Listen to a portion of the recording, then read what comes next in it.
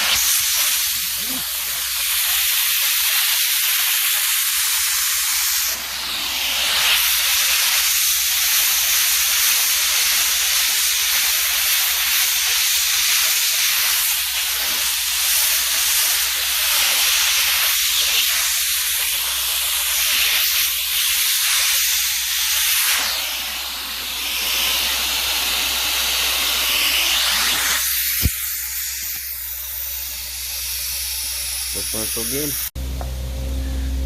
What's up, BDS crew? As you can see, I'm out doing some upholstery. This is a repeat client of mine. I haven't done these chairs before. She said they're about 4 years old. So this is a first for me on these two. Doing these two chairs that you probably saw both in the video. They're identical chairs. They get used a fair amount from what she said, and as you can probably tell, most of it is body oil and whatnot on there, so it's coming right off. It just needs a little agitation, which I did prior to the video with my hand drill and a brush and some cleaner, but it's popping right off, and you can tell, or you probably heard the dog that's not a fan of me being here. All bark and no bite though. Pretty friendly dog, probably just doesn't care for the noise of the machine. But yeah, so that's what we got going on today for this morning, is these two chairs. Then I got an estimate to go do in Modesto, and then I will be coming back out to Oakdale to finish the job I was doing yesterday. So if you saw my vlog number 2, you saw a portion of that job. I'm going back to finish up all the tile, so we'll see you there. What's up, BDS crew? I'm back at this house I was at yesterday that you saw a little bit in the carpet cleaning vlog 2. So I'm back to work on all this lovely tile. You can see I got my CRB there. You can hear the noise. I'm hooked up and pretty much ready to extract. I just turned the machine on actually to get it warmed up, because I had a couple, or a big bid to do earlier, and a little bit of downtime until I got to this job, or 2 bids I should say. So I'm heating my machine back up, getting the water hot while I let this dwell. So I'm CRBing this section here in the bathroom. There was a little bit of paint haze in some areas. It's fresh paint from the other day, so it's coming right off by applying Grout Master. So I'm just going to scrub it, because this is textured tile, and I did a test area yesterday or last night in the worst of the house. The living room area looked like it was the most soiled, and everything came out perfectly. The only thing that I noticed, and the reason why I did a section, so when I came back today I could see how it cleaned. That way I knew if I needed to take any additional steps. And the only areas on the tile are all the imperfections where grout is either missing or it's uneven in the grout lines, so you're seeing darker colors. So I'll show you here in a second. Let's take a look. Okay, so a section I'm talking about is like this one here. This grout line isn't perfect, and then there are some other areas like right here. If you look close enough, you can see that the top layer of the grout is missing, and so now you're starting to see beneath it, and that's why it's darker. So this is why I kind of noticed this a little bit. Some areas where there was missing grout, like this right here, where right at my fingertip, that's an actual hole in the grout, and so it's going to look darker, and you're not going to see the normal grout color that you would like right here, where it's nice and smooth across the entire grout line. So that's why I did this room, partly because it was one of the worst areas, and that way when I came back the next day I knew if there was grout damage and that the pits were just filled with dirt, or if I needed to do an extra step on top of it, or go back over it one more time just to see if there was going to be any difference. So now I know where this home sits, and I can get it clean a lot better, being that there's so much tile here, just shy of 1,400 square feet. Now I know the Grout Master is going to do the trick, and I'll be able to get it closer to back to like where the refrigerator sat, where the grout's basically probably almost brand new, considering it never got touched or anything like that. So with that being said, I'm going to go CRB over here, because the Grout Master has now been sitting for about, I don't know, 8 minutes now. So I'm going to do a little bit of CRBing with you guys. A couple areas that are tight in here, the bathroom, toilet area. So naturally the CRV isn't going to fit in those. But the beautiful thing about Groutmaster is that it pretty much does the work for you. In a lot of cases you don't need to actually even scrub. So you're probably wondering, well, why are you scrubbing then? Well, like I said, there is some paint haze in some random areas. And so some scrubbing action may actually help a little bit. And so I'm just going to do it in the rest of the house. Because as you can see, watch that grout line right in front of it. See? It's breaking the dirt up even faster. So sometimes, especially if you have a helper with you, you can probably even clean this at a little bit lower PSI if you pre-scrubbed it with a CRV and you're using something like Groutmaster or are using Groutmaster where you don't require a whole lot of effort. And you can get away without doing it, the CRV on this, but like I said, since the tile has some paint haze on it, I'm being cautious and just going the extra step. So that's why I love Groutmaster so much. It's back where I used to work. We had a different product, and I had to scrub every single grout line, and if the tile was dirty or textured like this one, then I had to scrub across all the tiles in order to feel confident that it was going to clean up. And then after that, on a ceramic or porcelain tile only, unless it happened to be slate, I would actually run an acid cleaner, which isn't necessarily required, especially when you're using Groutmaster. The only areas that I've ever had to go back over it with something else besides Groutmaster is around the toilet. You know, when there's actual pee on the floor that has gotten into the grout lines. And so the acid helps break down the urine salts. Because when it dries, it crystallizes to an alkaline salt. So if you put an alkaline cleaner on top of an alkaline item, whatever it is, you're not neutralizing it completely. So if you got a restroom that has urine on it, so if I was doing, like, let's say a commercial setting where you got all types of people rolling through and it's not a residence, there's a good chance that there might be some urine on the looks like I'm going to fit on this side, on the floor. So it might be a good idea, after you're done rinsing the alkaline cleaner off, just take another look and see if it's going to be required for you to run an acid over it. Oh, just caused some kick out because my cable went under there. So this case, I don't think I'm going to need to. I'll know as soon as I rinse that toilet area out. But as you can see that grout line where some of it accumulated back into. It's pretty dirty. So I'm going to start cleaning this up. And then next up is going to be the master bedroom. And I'm just going to slowly make my way back to that garage area. So thank you guys so much for watching. I appreciate your time.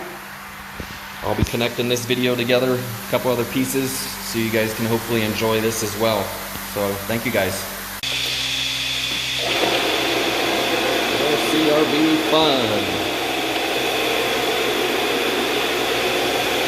This is the master bedroom area.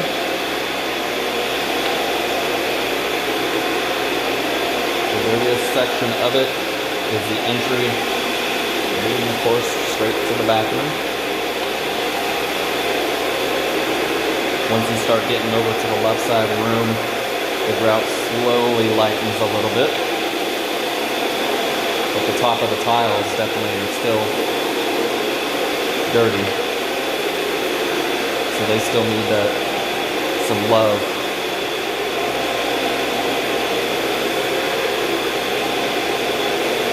And man, there's junk in the grout, and after I've gone over some of the darker areas, that stuff eventually spits out.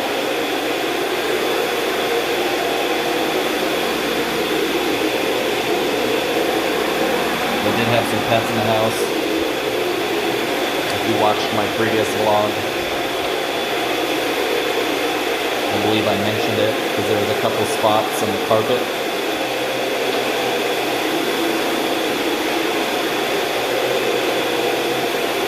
And you can see, even in the lighter grout areas, the water that's flipping out over the brushes here occasionally. Yeah, see? Still nice and brown. I'll get my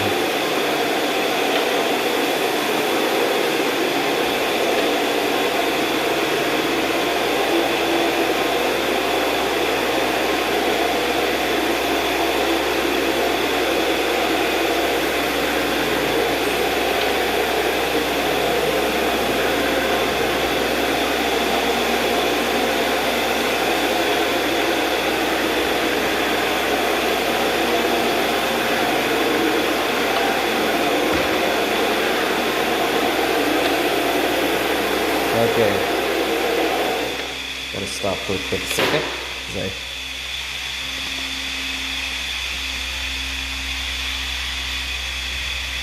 Alright, so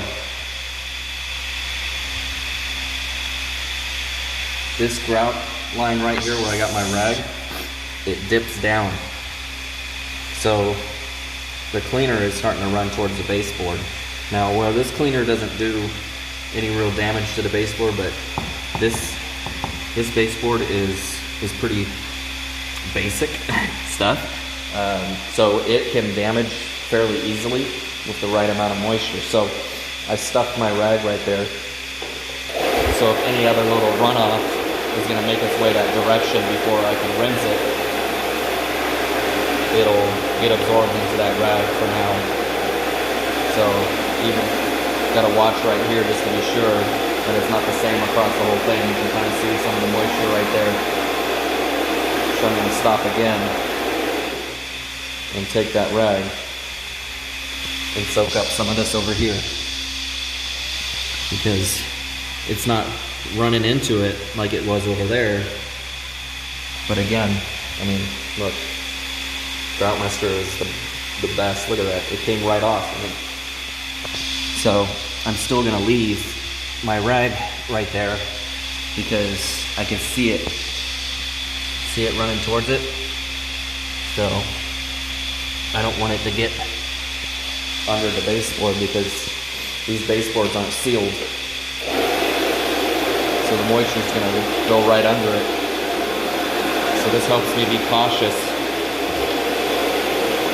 so I don't cause any damage to these baseboards. Even though there are areas that are damaged, you still want to be preventive. You don't want to add to it, obviously. Especially when you got a client trying to sell their home. You know, you don't want something as little as that cosmetically putting a damper on the sale of a home.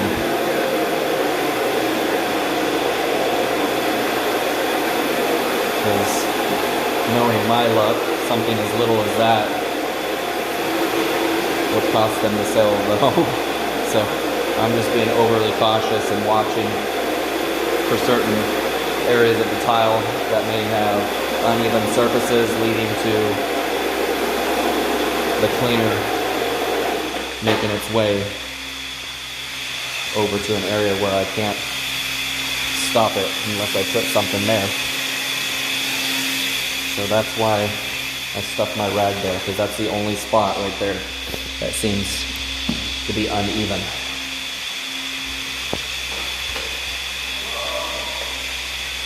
Oops.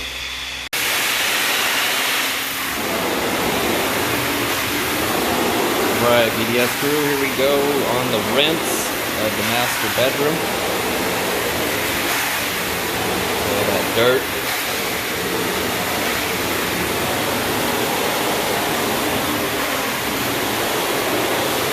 It's the only downer, in my opinion, to this textured tile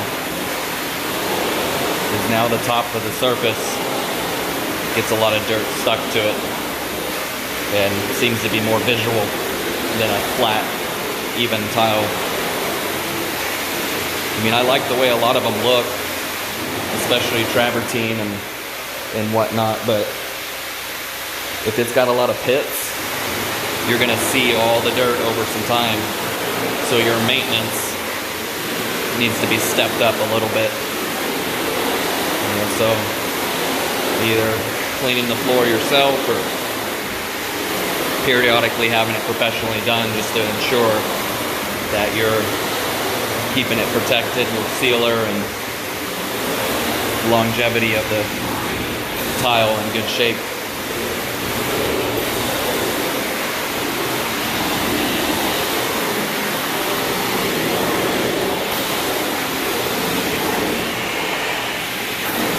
So still, after looking around on this tile, it's that one area to my right, or behind me now, that is got a dip in the tile to where the grout master is slowly making its way to it. So I still have my rag over there because there's a little bit that has made its way to that direction. So I'm just going to rinse up to it, and then in a second I'll come back to that, and what I'll do is I'll probably clean it by hand in that area, just so I don't have any more of the cleaner or water from rinsing this get under that part of the baseboard.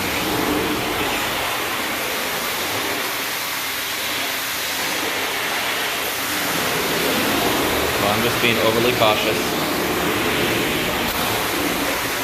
but better to be safe than sorry.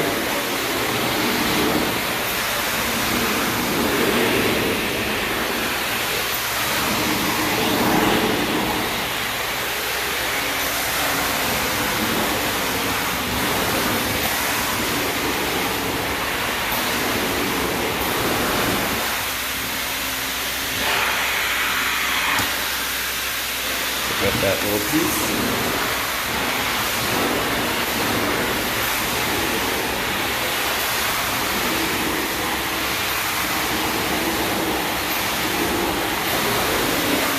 So when I'm done cleaning all of the tile, or sometimes after I'm done with one room, what I'll do is I'll go back around and look at all the edges just to make sure that I've gotten it all there. Because that's why I'm going super slow when I get up to the baseboard. It's because I want to ensure that I don't cause any damage to that base. So being extra cautious when you're dealing with this baseboard and it's unsealed from the base to the floor, that really makes a difference.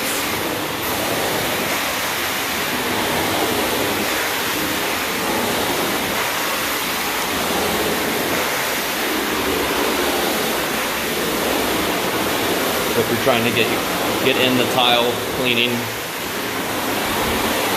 those are a few things that I think are very important. I mean, this is a standard tile wand, does the trick. You know, for this room, a spinner tool might be a little bit faster. Yep. Gonna bring in some more hose. There we go.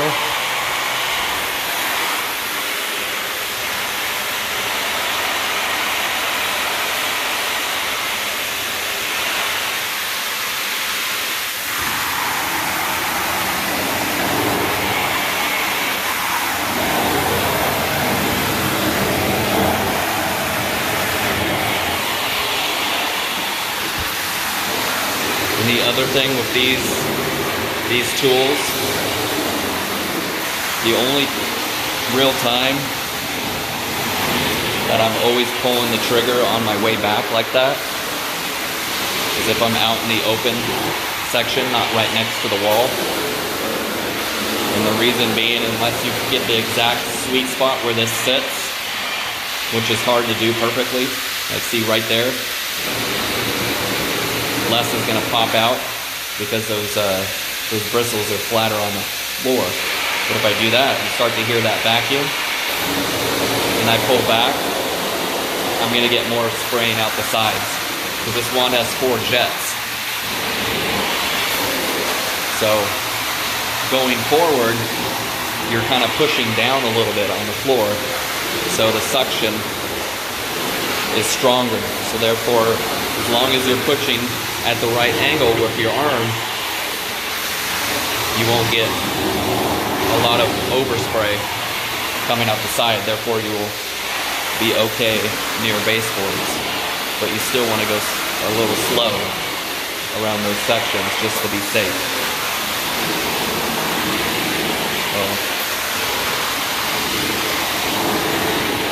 And then if you're using this wand and you have a problematic grout line about right here on the left side of the wand, there's a jet right there. So if you go slow over the grout line like that and go back, if something's slowly coming off, that's usually where I put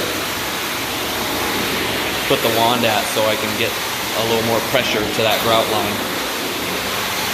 I haven't had that problem here at all yet, which is great.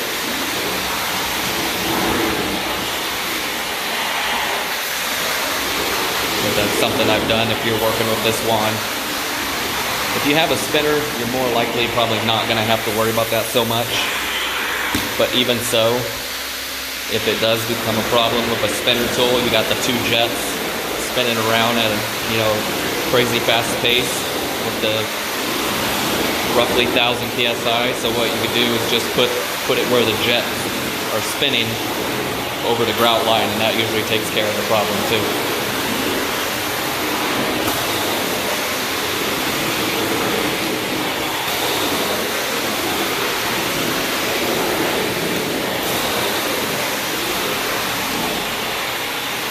Alright guys, that's this part of the video. So far so good. All the dirt's coming off. That's what I care about. Thank you guys for watching. What's up everybody? Just finished up. This is the end here. And I am all done with the tile. Got it all finished up. This was a 2-day job just because of the time frame I had to work out with the client. I'm glad they were so easy to work with because both days I wasn't able to get over here till 4 o'clock. So first day in my vlog number 2, if you watch that, you'll notice that I did carpet cleaning. There was 3 rooms of carpet that had to be done. And then I did living room tile, one of the larger sections of the house, just to see how it was gonna look when it dried. So I was sure that I did everything I needed to do to get it clean. And then that way I could see if there was any imperfections in the tile, or grout, I should say, more so than anything, because they were going to be coming over and be paying for the job at that point. We had a little agreement I put together because I hadn't met them until they got here when I was finishing up the tile. So I am very thankful for this job. It was actually a referral from a friend of mine. So thank you so much to Sierra. If for some reason you actually see this, thank you. But yeah, just finished up the tile here, just finished rinsing the last section in the laundry. So I wanted to do one last thing and show you guys the filter from my day, even though probably 95% of my day was tile cleaning. I did do 2 chairs that you'll probably see some video of as well. So let's take a look. All right, so got the Boss filter over here. Brought it into some light because it is once again dark out. So we're gonna take a look at the liner that I have in here to capture everything. So this is all the debris and stuff that I vacked up and whatnot. And the back of this down there is just about completely caked. So not horrible, but this is still what I got off of, like I said, about 90-95% of tile cleaning. The other portion was those 2 chairs, and that's what I got out. So this filter is not full per se, so I could probably do a small carpet job and not have any restriction on my vacuum keeping me from that. But see, hopefully it's not too dark to see this. I'll bring it back into light. But the reason why I love the Boss filter so much is because using this with the liner is so much easier than cleaning this out. See, look, you can see through the entire thing. All thanks to the Boss filter and the little netting piece here I have inside there to capture everything. So I don't have to clean the filter, the Boss filter. I just dispose of those. They're pretty inexpensive to purchase. I got them off Amazon, so you know how convenient that is. And then I never have to clean this, which is the biggest bonus in my personal opinion, because I usually spend, you know, a couple minutes at the end of the day spraying it off and pulling all the junk out. And this is my first filter, and I basically just went straight up for the Cadillac. Is, in my opinion, does a great job. My vacuum seems a little bit stronger, so I can't complain. So thanks TMF for working with the company you did. They make a fantastic filter, the Boss filter from Reliable Truck Mounts. So thank you guys for that. So that's the end of this video. Really appreciate you guys for watching. And you guys, I hope you guys had a fantastic Valentine's Day. I spent mine cleaning tile. So thankfully I already took care of getting the wife something special yesterday because I knew this was going to happen. We always come back from trips and like our little vacation, if you saw that video, and I always get slammed. I got hit with like 5 phone calls and all mid to large jobs that I added on top of what I already had on my plate. So we're both very thankful for that, and we, you know, and one of them actually, one of the jobs in the past came from somebody who saw my YouTube video, and they actually called when I was on my last day of vacation asking if I can clean their aunt's place. So I am very grateful for you guys, my YouTube watchers, because some of you actually are in my area and have gained trust in me based off my videos that I can service you and make sure that you're taken care of. So I appreciate you for that. You know who you are. I know you're watching, probably watching this as right now, but thank you. And yeah, that's it. Otherwise, I'm just going to ramble some more. So you guys have a fantastic Valentine's Day, and good night.